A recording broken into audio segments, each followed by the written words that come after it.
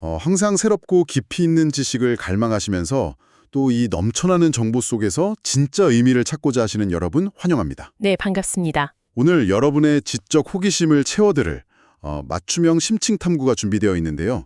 이번에 우리가 파헤쳐볼 자료는 진짜 약간 기대하셔도 좋습니다. 저도 이번 자료 분석하면서 꽤 놀랐거든요. 그렇죠. 바로 유튜브 채널 백컨트리 클립스에 올라온 그 웨서프의 강연 발췌록입니다. 주제가 이른바 악의 문제인데요. 자, 이제 하나씩 풀어볼까요? 네, 좋습니다. 사실 이 악의 문제라는 주제를 딱 들으면 뭔가 머리 아픈 철학적 토론이나 되게 딱딱한 신학적 논쟁부터 떠올리실 텐데 오늘 우리가 탐구할 내용은 그런 학문적인 범주를 훌쩍 넘어섭니다. 맞아요. 훨씬 더 현실적이죠. 네, 인간이 겪는 고통의 본질, 또 우리가 무의식적으로 따르는 도덕의 기원, 그리고 세상의 다양한 세계관들이 이 복잡한 세상을 어떻게 해석하는지에 대한 아주 놀라운 통찰을 담고 있거든요. 이 영상이 특히 매력적인 이유는 인류 역사상 가장 대답하기 까다로운 철학적 질문 중 하나를 그 차가운 논리의 영역에만 가두지 않았다는 점입니다. 논리의 영역에만 가두지 않았다. 좋은 표현이네요. 보통 이런 거대 담론을 다룰 때는 이론적인 잣대만 들이대기 쉬운데 웨스어프는 이 문제를 가장 따뜻하고 인간적인 공감의 영역으로 끌어오고 있죠. 여기서 흥미로운 점은 우리가 흔히 정치적이나 종교적으로 첨예하게 대립하는 주제를 다룰 때 어느 한쪽의 편을 드는 것이 아니라 제공된 원자료가 주장하는 바를 객관적으로 분석하는 게 중요하다는 겁니다. 네, 맞습니다. 저희는 항상 원자료의 의미를 충실하게 전달하는 데 집중하니까요. 오늘 탐구를 통해 이 자료가 던지는 묵직한 질문들을 함께 따라가다 보면 평소 우리가 세상을 바라보던 시각에 꽤 신선한 균열이 생기는 걸 경험하실 수 있을 겁니다. 진짜 그래요. 제가 이 강연을 보면서 가장 처음 시선을 뺏긴 부분도 바로 그 지점이었습니다. 웨서프는 종종 신앙이나 교리를 논리적으로 방어하는 일, 즉 흔히 말하는 변증법의 영역에서 이 악의 문제가 가장 다루기 어렵고 압박감이 크다고 말하잖아요. 네, 가장 큰 난제 중 하나죠. 그런데 그 이유가 정말 역설적입니다. 이 문제에 대한 대답이 없어서가 아니라 소위 말하는 그 완벽하고 깔끔한 철학적 정답이 현실에서는 항상 옳은 대답이 되는 건 아니기 때문이라는 거죠. 그 깔끔한 정답이 논리적으로 얼마나 탄탄한 구조를 가지고 있는지 먼저 짚어볼 필요가 있겠네요. 네, 한번 설명해 주시죠. 누군가가 이 세상에 끔찍한 악이 존재한다고 비판하려면 필연적으로 그 반대편에 객관적인 선이 존재한다는 사실을 인정해야만 합니다. 아, 악이라는 건 결국 선의 결핍이니까요? 정확합니다. 악이라는 건 결국 선이 결핍되었거나 훼손된 상태를 의미하니까요. 그런데 객관적인 선과 악이 있다는 건 그것을 가늠할 기준, 즉 객관적인 도덕 법칙이 존재한다는 뜻이 됩니다. 법칙이 있어야 선악을 나눌 수 있다. 그렇죠.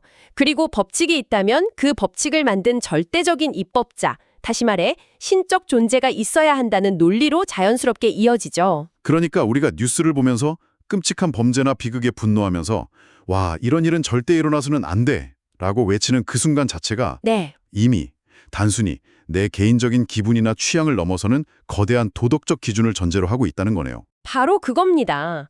무언가 일어나서는 안 되는 일이라고 규정하는 것 자체가 도덕적 도약이죠. 논리적으로만 보면 정말 빠져나갈 틈이 없이 촘촘하게 짜인 완벽한 답변이네요. 악을 지적하는 그 행위 자체가 역설적으로 선과 도덕의 근원인 신의 존재를 증명하는 셈이 되니까요. 논리의 세계 안에서는 흠잡을 데가 없죠. 하지만 웨스 허프는 바로 이 완벽한 철학적 논리가 현실의 삶 속에서는 철저하게 실패할 수 있다고 경고합니다. 현실에서는 실패한다고요? 네, 아주 구체적이고 뼈아픈 상황을 예로 드는데요. 질문자가 지금 극심한 고통의 한가운데 있다고 가정해 보는 겁니다. 아, 고통받는 당사자. 사랑하는 가족이 암투병으로 하루하루 죽어가고 있는 병실에서 누군가 진짜 피를 토하는 심정으로 만약 선한 신이 있다면 왜 우리 가족에게 이런 끔찍한 고통을 허락하냐고 절규합니다. 상상만 해도 너무 가슴이 아프네요. 그런데 그 사람에게 다가가서 방금 우리가 이야기한 객관적 입법자 운운하는 그 완벽한 철학적 논리를 정답이랍시고 늘어놓는다고 상상해 보십시오. 와, 그건 진짜 상대방에게는 그 완벽한 논리가 전혀 위로나 해답이 안 될 것 같아요. 오히려 폭력이나 조롱처럼 느껴질 것 같은데요? 맞습니다. 우리가 일상생활에서도 내가 지금 당장 너무 힘들고 슬픈데 옆에서 누군가 감정적 공감은 하나도 없이 차가운 팩트체크만 들이밀면 정말 상처받잖아요. 하물며 생사가 오가는 고통 앞에서는 말할 것도 없겠죠. 그 함정이 진짜 무서운 점은 답을 주는 사람은 자신이 진리를 말하며 선의를 베풀고 있다고 착각한다는 거예요. 아, 자기는 도와준다고 생각하는 거군요. 네, 웨스워프의 강연에 아주 통찰력 있는 문장이 등장합니다. 모든 질문 뒤에는 그 질문을 던지는 사람이 있다. 모든 질문 뒤에는 사람이 있다. 누군가 악의 문제나 고통에 대해 날선 질문을 던질 때 그것은 단순한 지적 호기심이 아니라 그 사람 내면의 깊은 상처, 상실감, 억울함에서 비롯된 경우가 많다는 겁니다. 질문 뒤에 사람이 있다는 통찰. 이거 진짜 지금 이 방송을 듣고 계신 여러분의 메모장에도 꼭 적어두시라고 권하고 싶을 만큼 와닿는 말이네요. 그래서 종교나 철학이 사람을 대할 때 정답을 무기처럼 쥐고 일방적으로 훈계하듯 던져서는 안 된다는 거죠. 일방적으로 말하는 토크 에세 방식이 아니라 고통받는 그 사람의 삶 속으로 들어가서 함께 대화, 즉 토크 위드를 해야 한다는 겁니다. 강연에서 기독교 신앙은 머리로만 이해하고 고개를 끄덕이는 원론적인 지적 동의가 아니라 인격적인 관계를 맺는 것이기 때문에 대답의 방식도 완전히 달라져야 한다고 강조한 부분이 정말 인상 깊었어요. 그 인격적 관계라는 측면이 악의 문제를 대하는 태도에 아주 결정적인 차이를 만들어냅니다. 어떤 차이인가요? 사람들은 흔히 선하고 전능한 신이 있는데 왜 세상은 이토록 악하고 고통스러운가? 이 모순을 견디지 못하죠. 그래서 아주 단순하고 파격적인 해결책을 떠올립니다. 파격적인 해결책이요? 신을 방정식에서 아예 빼버리는 겁니다. 무신론적 접근이죠. 아, 여기서 진짜 흥미로워지네요. 신이 없다고 가정하면 애초에 선한 신과 악한 세상이라는 모순도 성립하지 않으니까 설명하려 애쓸 필요도 없다는 논리입니다. 제가 이 부분에서 완전히 무릎을 쳤습니다. 언뜻 들으면 신을 지워버리는 게 가장 속편한 해결책 같거든요. 아예 방정식 자체를 없애버리는 거니까요. 그렇죠. 편해 보이죠. 그런데 강연을 보면 이것이 문제의 해결은커녕 오히려 우리를 더 깊은 딜레마로 빠뜨린다고 지적하잖아요. 네, 신이라는 절대적 기준을 없애는 순간 애초에 무엇이 악하고 무엇이 선한지를 판단할 근본적인 토대마저 함께 날아가 버리기 때문이죠. 마치 길이를 잴 자를 부러뜨려 놓고 어떤 선이 더 긴지 논쟁하는 꼴이랄까요? 아주 적절한 비유입니다. 기준이 증발해버리면 특정 상황이 다른 상황보다 윤리적으로 더 낫다거나 옳다고 주장할 수 있는 객관적 근거 자체가 성립하지 않게 되죠. 악을 악이라고 부를 수 없게 되는 거네요. 결국 신을 부정함으로써 악의 문제를 해결하려 했지만 그 대가로 악을 악이라고 부를 수 있는 정당한 자격조차 잃어버리게 되는 역설에 빠집니다. 그럼 이 복잡하고 고통스러운 현실 앞에서 원자료가 설명하는 기독교 세계관은 도대체 어떤 대답을 내놓고 있는 건가요? 웨스워프는 여기서 이른바 이신론의 신과 기독교의 신을 아주 명확하게 대조해서 보여줍니다. 이신론이라고 하면 흔히 시계공에 비유하는 그 개념 맞죠? 네, 맞습니다. 폐업을 팽팽하게 감아서 시계가 돌아가게 만들어 놓고는 스위치만 켜둔 채 저 멀리 떨어져서 세상이 알아서 굴러가도록 구경만 하는 방관자 같은 신말이에요. 이 강연에 따르면 성경이 말하는 신은 그 방관자의 모습과는 완전히 정반대의 위치에 있습니다. 창고세계 밖에서 팔짱을 끼고 훈수만 두는 게 아니라는 거죠. 그럼 어떻게 하죠? 기독교의 신은 자신이 만든 창조세계, 이 고통과 불확실성, 심지어 끔찍한 살인과 비극이 난무하는 현실의 한복판으로 직접 들어옵니다. 육신을 입고 인간이 되어 그 모든 고통을 고스란히 겪어내는 존재로 묘사되죠. 저는 이 대목이 고통받는 인간과 신의 관계를 설명하는 데 있어서 엄청난 감동을 준다고 생각했어요. 극심한 고통 속에서 절망한 누군가가 신이시여 도대체 저한테 왜 이러십니까? 하고 소리칠 때 말이죠. 네, 그 신은 저 멀리 구름 위에서 철학적인 논리나 인과관계를 차갑게 설명하는 게 아니라는 거잖아요. 강연에서 웨스허프가 표현한 신의 대답은 가장 강력한 감정적 무게를 지니고 있습니다. 절규하는 인간을 향해 신은 이렇게 대답할 수 있다는 겁니다. 뭐라고 대답하나요? 나도 네가 느끼는 그 악이 너무나 싫다. 나도 그것을 깊이 혐오한다. 그 악이 내 아들에게 무슨 짓을 했는지 보아라. 와, 그 악이 내 아들에게 무슨 짓을 했는지 보아라. 단순히 위에서 아래로 동정심을 던지는 게 아니죠. 가장 사랑하는 아들을 잃는 혹은 본인 자신이 처참하게 십자가에서 찢기는 극심한 고통을 직접 겪어본 당사자로서 인간의 고통에 깊이 공감하고 연대한다는 의미입니다. 고통의 이유를 완벽하게 해명하는 것보다 그 고통의 밑바닥까지 함께 내려와 완벽하게 동참하는 방식을 택했다는 것. 정말 깊은 여운을 남기는 지점입니다. 이런 뼈아픈 연대는 다른 어떤 세계관에서도 쉽게 찾아보기 힘든 기독교만의 아주 독특한 특징이라고 강연은 분석하죠. 그런데 이렇게 고통받는 이들에게 깊이 공감하는 신앙이라면 왜 수많은 사람들이 이 세계관에 대해 반감을 가질까요? 아마 지금 이 심층 탐구를 듣고 계신 여러분 중에도 한 번쯤 이런 의문을 가져본 적이 있으실 겁니다. 배타성에 대한 질문이죠. 맞아요. 세상에 종교도 많고 철학도 많은데 결국 산 정상으로 올라가는 길만 다를 뿐 도착하는 곳은 다 같은 하나의 진리 아닐까? 왜 굳이 자기들만 진리라고 배타적으로 주장하는 걸까? 다원주의가 상식이 된 현대사회에서 너무나 자연스럽게 떠오르는 질문이잖아요. 기독교의 배타성은 가장 공격받기 쉬운 약점이자 날카로운 질문의 대상입니다. 그런데 강연에서 이 질문에 대해 내놓은 답변의 논리가 우리의 고정관념을 완전히 뒤흔들어 놓습니다. 어떻게 뒤흔드나요? 배타적이라는 사실을 굳이 부인하지 않아요. 오히려 담담하게 인정하죠. 아, 변명하지 않고 그냥 인정한다고요? 네, 하지만 그가 던지는 진짜 핵심은 이것입니다. 모든 세계관은 결국 배타적이다. 모든 세계관이 배타적이다. 처음 들었을 때는 약간 저항감이 좀 들었거든요.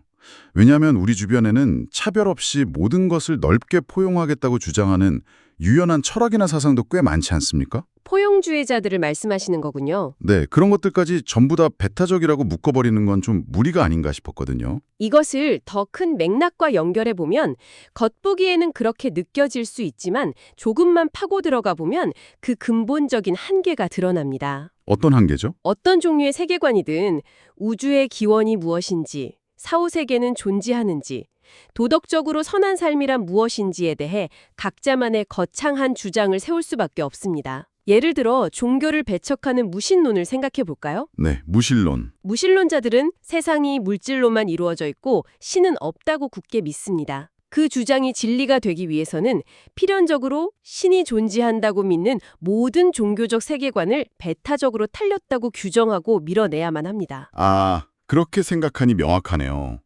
무신론 역시 종교를 적극적으로 배제하는 아주 강력한 배타성을 띠고 있다는 거군요. 맞습니다. 그렇다면 조금 더 부드러운 입장을 취하는 사람들, 그러니까 모든 종교나 철학에 어느 정도 진리가 섞여 있다고 믿는 이른바 포용주의자들은 어떤가요? 그들은 자신들을 절대 배타적이지 않다고 여기지 않나요? 강연에서 가장 예리하게 파고드는 지점이 바로 그 포용주의의 모순입니다. 포용주의자들은 여러 종교나 사상에서 자신들이 보기에 평화롭고 좋은 부분만 쏙쏙 골라내어 거대한 혼합물을 만듭니다. 그리고 우리는 모든 걸 포용한다고 하죠. 네, 이것 보세요. 우리는 모든 것을 포용합니다. 라고 말하죠. 하지만 그들이 완성한 포용적인 세계관 안에는 누가 들어오지 못할까요? 글쎄요, 누가 못 들어가죠? 바로 오직 한 길만이 진리다라고 주장하는 배타주의자들입니다. 결국 그들조차 자신들의 평화로운 포용주의를 유지하기 위해 자신들과 생각이 다른 배타주의자들을 밖으로 배척해버리는 결과를 낳게 됩니다. 배타주의를 배제하는 또 다른 형태의 배타주의인 셈이죠. 와, 이거 정말 허를 찌르는 불속이네요. 포용주의자들조차 자신이 그려놓은 포용의 테두리 밖으로 누군가를 밀어내고 있다는 거잖아요. 네. 결국 이 강연이 말하고자 하는 건 세상에 그 어떤 것도 배제하지 않는 완벽하고 순백의 중립지대 같은 건 애초에 존재하지 않는다는 사실입니다. 완벽한 중립은 환상이다. 누구나 자신이 옳다고 믿는 가치를 중심에 세우기 위해서는 당연히 그와 상충되는 반대편의 무언가를 밀어낼 수밖에 없습니다.